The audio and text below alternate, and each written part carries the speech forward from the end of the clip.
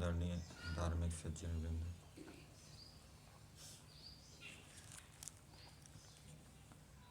यजुर्वेद का 32वां अध्याय आज मंत्र संख्या 9 का स्वाध्याय किया गया। इस मंत्र के ऊपर आज विचार करेंगे।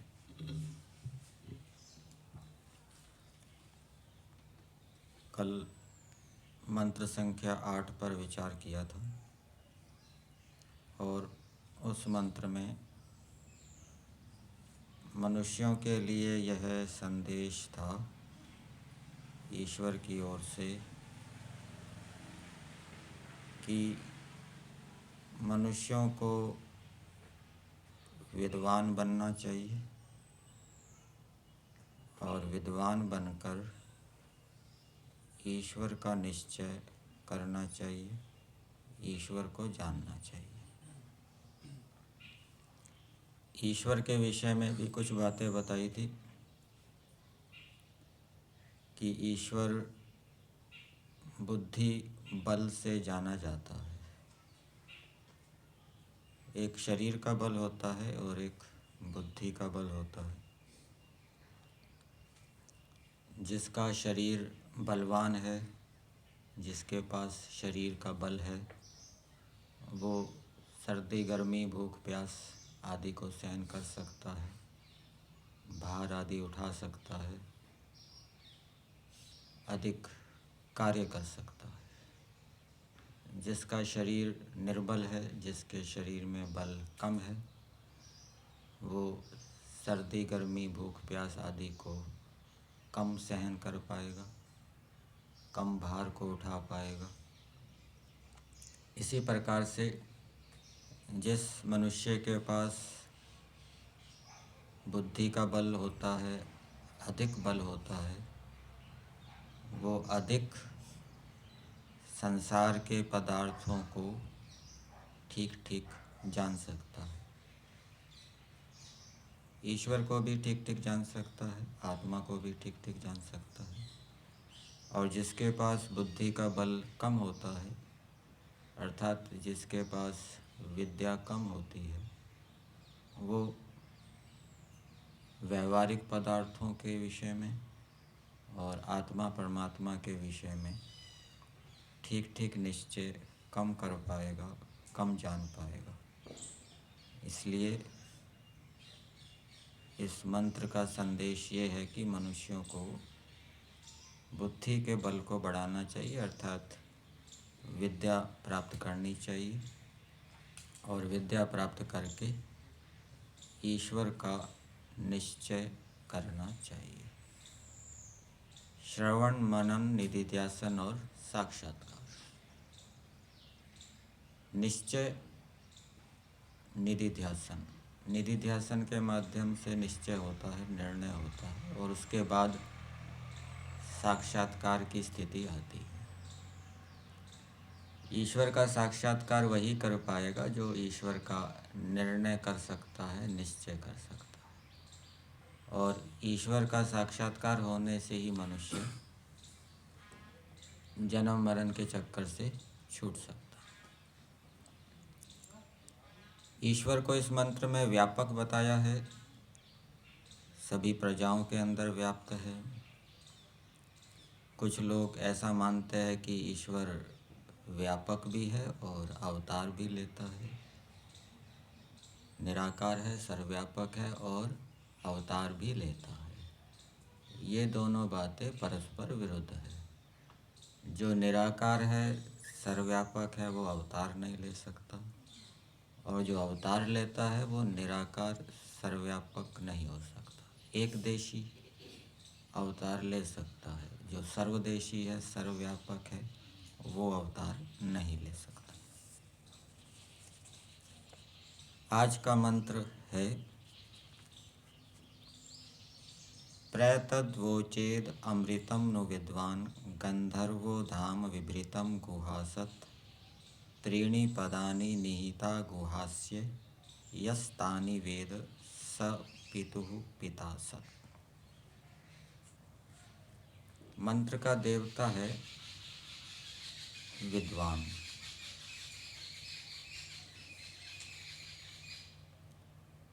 कौन मनुष्य ईश्वर का उपदेश कर सकता है? ईश्वर का उपदेश करने वाले मनुष्य के अंदर क्या योग्यता होनी चाहिए, वो आज के मंत्र में बताया है। और ईश्वर के विषय में भी आज के मंत्र में कुछ बातें बताई हैं। और इस मंत्र से ये भी संदेश मनुष्यों के लिए ईश्वर की ओर से है कि मनुष्यों को ईश्वर का उपदेश करना चाहिए और ईश्वर का उपदेश करने के लिए वैसी योग्यता को अर्जित करना चाहिए। मंत्र में दिया है, प्रैतद्वोचेद अमृतम नु विद्वान। पहला क्रियापद है वोचेत, करता है गंधर्वो विद्वान। गंधर्वो विद्वान प्रवोचेत। गंधर्व विद्वान उपदेश करे। ये ईश्वर की ओर से प्रेरणा है। मूर्ख व्यक्ति, अविद्वान व्यक्ति ईश्वर का उपदेश ना करे, ये ईश्वर कह रहा है। जो गंधर्व विद्वान है वो ईश्वर का उपदेश करे। गंधर्व किसको कहते हैं? गंधर्व का अर्थ दिया है गाम वेदवाचम धरति।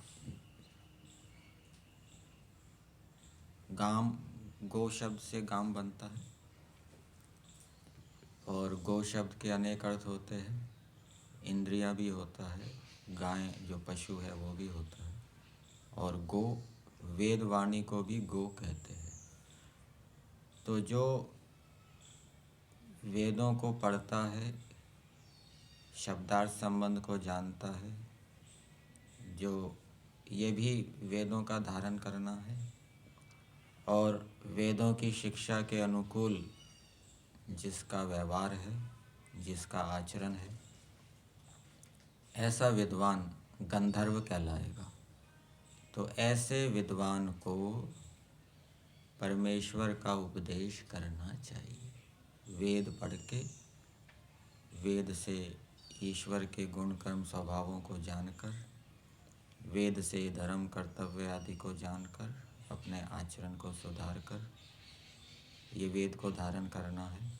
फिर मनुष्य विद्वान होकर ईश्वर का उपदेश करे।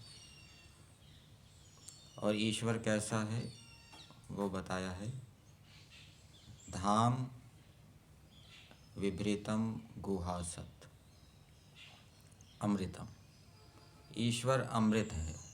अमृत का अर्थ है नाश रहित, जो कभी नष्ट नहीं होता,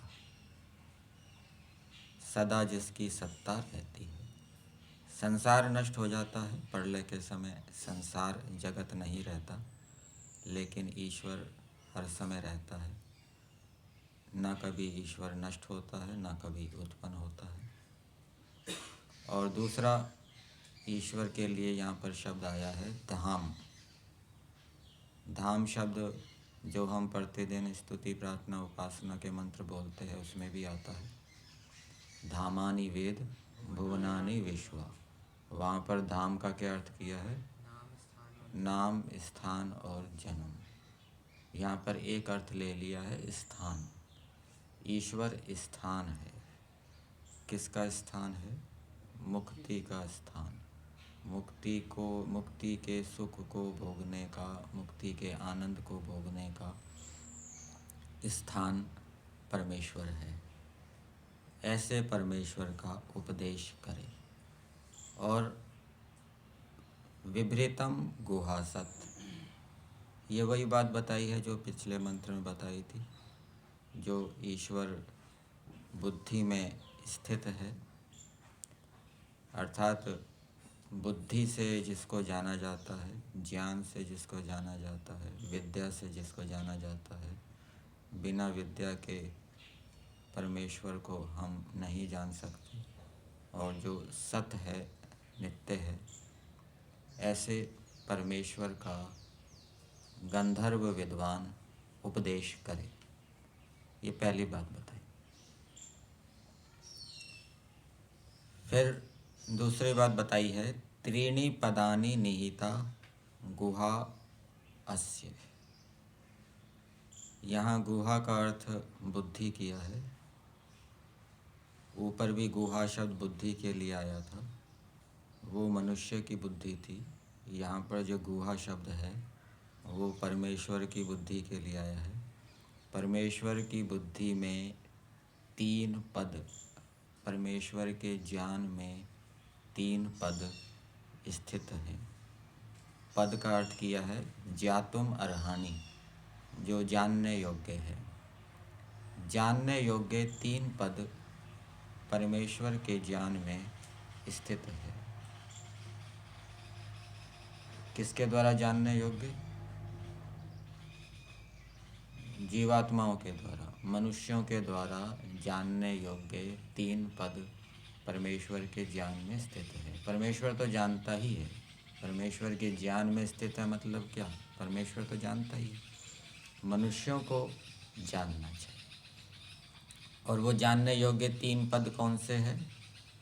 भूत, भविष्यत और वर्तमान। 3 काल। ईश्वर 3 कालों की बातों को जानता है। भूतकाल की बातों को जानता है, वर्तमान काल में जो संसार में हो रहा है उसको जानता है, और भविष्य को भी जानता है। हम भी जानते हैं, भूतकाल की बातें हम भी जानते हैं, वर्तमान की भी जानते हैं, भविष्य की भी जानते हैं। आज सूर्यास्त होगा, हेमंत ऋतु के बाद शिशिर ऋतु आएगी, ये तो हम भी जानते हैं। लेकिन ईश्वर हमारी अपेक्षा अधिक जानता है। और जीवात्मा कैसे कैसे कर्म कर सकते हैं ये भी ईश्वर जानता है। बुरे से बुरा कर्म, अच्छे से अच्छा कर्म जीवात्मा कैसा कर सकते हैं वो ईश्वर जानता है।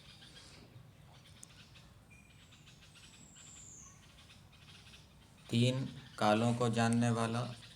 और दूसरी बात बताई पदानी से, उत्पत्ति, स्थिति और प्रलय, इसको भी ईश्वर जानता है।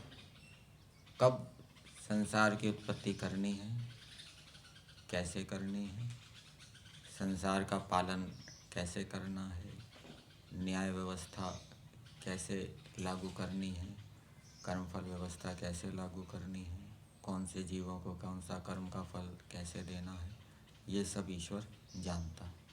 और प्रलय कैसे होती है ये भी ईश्वर जानता है। तो ये ईश्वर के विषय में बताया। ईश्वर इन बातों को जानने वाला है। फिर आगे बताया, यह तानी वेद। ईश्वर इन 3 बातों को जानता है, तो जो विद्वान भी इन 3 बातों को जानता है, उत्पत्ति, स्थिति, प्रलय के विषय में जानता है कि उत्पत्ति कैसे होती है। सांख्य दर्शन के अंदर उत्पत्ति प्रक्रिया बताई गई है। संसार की उत्पत्ति कैसे होती है, प्रकृति से मैं तत्व बनता है, मैं तत्व से अहंकार आदि बनते हैं। और वहाँ प्रलय का वर्णन भी है, प्रलय कैसे होती है। 5 महाभूत टूटकर तन्मात्राओं में विलीन हो जाएंगे, तन्मात्राएं अहंकार में, अहंकार महातत्व में, महातत्व प्रकृति में। ये 3 बातें जो विद्वान जानता है। और इसके साथ साथ यहाँ भावार्थ में एक बात और लिखी है कि जो ईश्वर के गुण कर्म स्वभावों को जानता है, ईश्वर के गुण कर्म स्वभावों को जानता है, वो तो जो मंत्र में प्रारंभ में वाक्य दिया है उससे ही निकल जाएगा। क्योंकि जो गंधर्व विद्वान जो ईश्वर के विषय में उपदेश कर रहा है तो ईश्वर को जानता ही है, तभी वो उपदेश कर रहा है। तो इससे क्या बात निकल रही है कि मनुष्यों को वेद पढ़ के, विद्वान बन के ईश्वर को भी जानना चाहिए, और केवल जानना ही नहीं चाहिए, उसका उपदेश भी करना चाहिए। और 3 पदों में यहाँ भावार्थ में ठीक ठीक पदार्थों के गुण कर्म स्वभावों को जानने की बात भी आई है। उत्पत्ति स्थिति प्रलय को जानना, भूत भविष्य वर्तमान काल की बातों को जानना, और संसार के पदार्थों को भी ठीक ठीक जानना। क्योंकि यदि हम संसार के पदार्थों के गुण कर्म स्वभावों को ठीक ठीक नहीं जानेंगे तो हमारा व्यवहार करना कठिन हो जाएगा, पदे पदे हमें बाधाएं आएगी। तो ऐसा जो विद्वान है, जो भूत भविष्य वर्तमान तीनों कालों में होने वाली बातों को जानने वाला है, उत्पत्ति स्थिति प्रलय को जानता है, ईश्वर को जानता है और सांसारिक पदार्थों को जानता है, ऐसे विद्वान के विषय में बताया है स पितुः पिता सत्, वह पिताओं का भी पिता होता है। एक तो ईश्वर को भी पिता कहा जाता है, पिताओं का भी पिता। त्वम ही ना पिता वसो त्वम माता। तो यहाँ पर वेद भाष्य में ऋषि दयानंद जी ने पितु का एक अर्थ दिया है परमात्मा। ऐसा विद्वान मनुष्य जो परमेश्वर को जानता है वेद पढ़ के और उसका उपदेश करता है, लोगों को नास्तिकता से हटाकर आस्तिक बनाता है, ईश्वर के विषय में बताता है, वो ईश्वर की रक्षा करने वाला है। और जो नास्तिकता का प्रचार कर रहे हैं कि ईश्वर कुछ नहीं है, ये संसार सदा से है, सदा बना रहेगा, वो ईश्वर की रक्षा करने वाले नहीं हैं, वो ईश्वर का विनाश करने वाले हैं। और जो ईश्वर के यथार्थ स्वरूप का उपदेश करते हैं, वो ईश्वर की रक्षा करने के साथ साथ बढ़ाते भी हैं। एक तो खुद जानना, ये तो केवल रक्षा हो गई, और दूसरे को भी जानना, दूसरा भी ईश्वर को निराकार सर्वव्यापक मानने लगे, तो ये ईश्वर को बढ़ाना भी है। तो ऐसे विद्वान जो वेदों को पढ़ के ईश्वर को जानकर उसका उपदेश करते हैं, वो ईश्वर की रक्षा करने वाले हैं। जैसे संतानों के विषय में कहा जाता है कि संतानों को माता पिता की रक्षा करनी चाहिए, अर्थात उनको भी, माता पिता को भी बुराइयों से बचाना चाहिए, उनको भी ठीक मार्ग पर ले जाना चाहिए। माता पिता भी बालकों की रक्षा करें। आप वेद भाष्य पढ़ेंगे ऋषि दयानंद जी का, एक मंत्र के भावार्थ में ऐसा लिखा है कि बालक भी, संतान भी माता पिता को ठीक मार्ग पर ले चले। वो यदि कुछ गलत कर रहे हैं तो उनको ठीक बताएं, क्योंकि बालक भी कभी कभी अधिक बुद्धिमान होते हैं और माता पिता कम ज्ञानी होते हैं, वो गलत आचरण करते हैं। तो ऐसी स्थिति में बालकों का ये कर्तव्य है कि वो माता पिता को उपदेश करें, ठीक मार्ग पर चलाएं यदि वो गलत चल रहे हैं। और माता पिता भी बालकों को, कभी कभी माता पिता अधिक ज्ञानी होते हैं, बालक कम जानते हैं, तो वो उनको ठीक मार्ग पर चलाएं। तो जो बालक होता है उसको अज्ञ कहा गया है। अज्ञो वही भवति बालकः, जो कम जानने वाला होता है उसको बालक कहते हैं। कोई 70 साल का हो गया, 80 साल का हो गया, लेकिन बहुत कम जानता है, वो भी क्या है, बालक ही है। और पिता भवति मंत्रदः, जो विचार देने वाला होता है वो पिता होता है। तो छोटा बालक भी यदि बुद्धिमान है, अधिक जानता है, वो यदि कोई अच्छा विचार देता है, तो वो पिता के समान शास्त्रों के अंदर कहा गया है। तो वेद का संदेश है कि मनुष्यों को ईश्वर की रक्षा करनी चाहिए, और दूसरा अर्थ इसका किया है पितुः पिता सत, वो अपने पितरों की भी रक्षा करने वाला होता है। अर्थात यदि पितर कम जानते हैं और वो बालक अधिक जानता है तो वो पिताओं को, माता पिता आदि को ठीक मार्ग पर ले जाकर उनकी रक्षा करने वाला होता है। तो मनुष्यों को विद्वान बनना चाहिए, ईश्वर को जानना चाहिए, उसका उपदेश करना चाहिए, उपदेश करके ईश्वर की रक्षा करनी चाहिए, आस्तिकता की रक्षा करनी चाहिए, नास्तिकता को संसार से हटाना चाहिए और उस आस्तिकता को, ईश्वर को बढ़ाना भी चाहिए संसार के अंदर। और उसके साथ साथ जो विद्वान बुद्धिमान बालक हैं वो अपने से बड़ों को, जो कम जानते हैं, उनको ठीक मार्ग पर चलाएं, उनकी रक्षा करें, उनका मार्गदर्शन करें और संसार के पदार्थों को भी जानना चाहिए। संसार के पदार्थों को जानने से व्यक्ति संसार के सुख को प्राप्त हो सकता है। न विद्या विना सौख्यम नरानाम जायते ध्रुवम। संसार का सुख है चाहे मोक्ष का सुख है, वो विद्या के बिना प्राप्त नहीं हो सकता। तो ये कुछ बातें मंत्र के अंदर बताइए, यहीं रख।